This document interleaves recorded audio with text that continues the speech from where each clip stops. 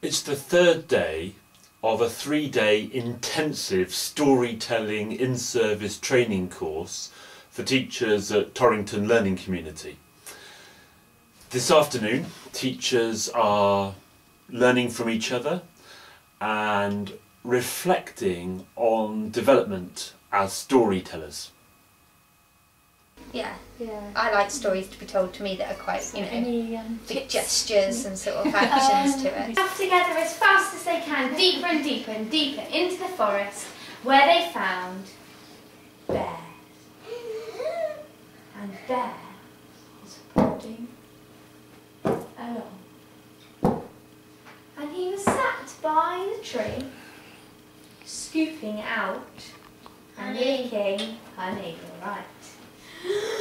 They ran over. Rabbit and Fox ran over to Bear, who was sat there scooping out the honey. Bear, Bear, Rabbit said. Plop is coming. Where? Said Bear. Over there. Rhymes.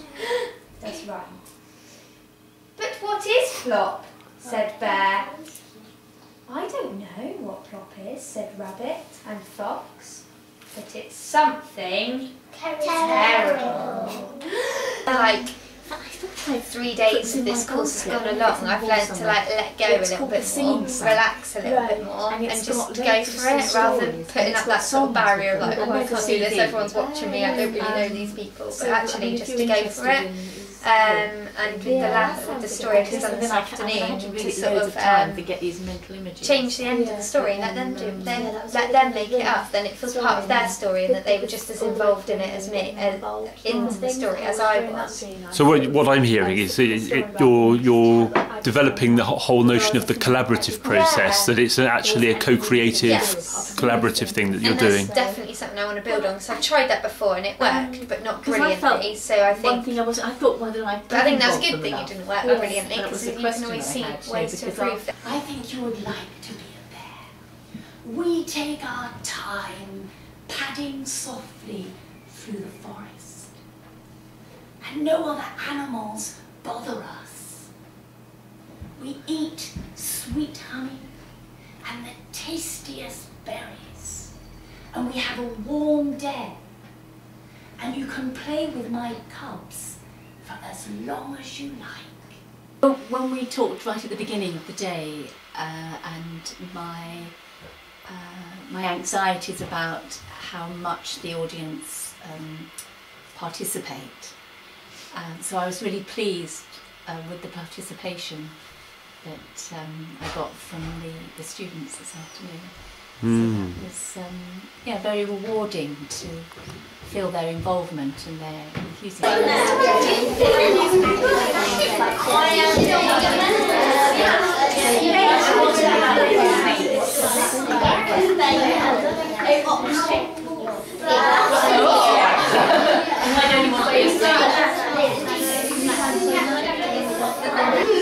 And why don't you want to be a bee? I don't think I could be a bee because, well, I don't have a stinger and I can't fly, and I don't think I'll be able to. So, our family walked with a big pile of this special wedding bread. Oh, I can't wait to show Mum this, he said. She'll be really pleased. She'll be very sad that I gave away my drumsticks, but she'll be really pleased because she'll be so proud of me for doing the right thing. So off he went with his little pile of bread, and he thought, we're going to have a real feast tonight on this special bread. And he was really happy because he knew deep down he'd helped somebody out.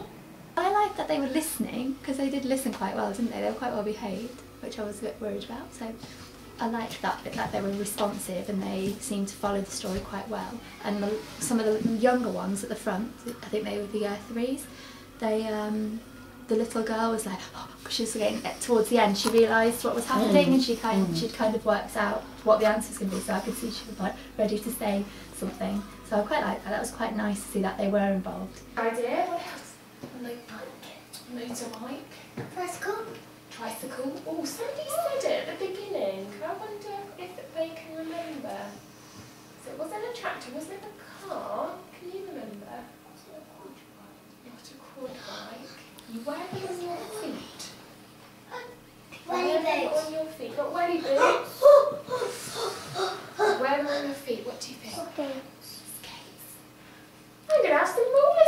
she thought she put her roller skates on.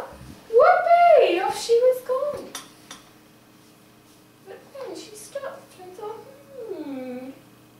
It's because getting the children really involved, like asking them questions and using their ideas as well. I find that's really helping, just to get them like engaged in the story and things. I found that was a really, really good way of help doing that sort of thing. I liked it because how they were discussing that was the main what they were doing for me. Why they always wanted. Yeah, I noticed that there was loads of, you left lots of opportunity for them to guess and they had a lot of ideas, didn't they? Yeah, definitely. No, it was really, really good.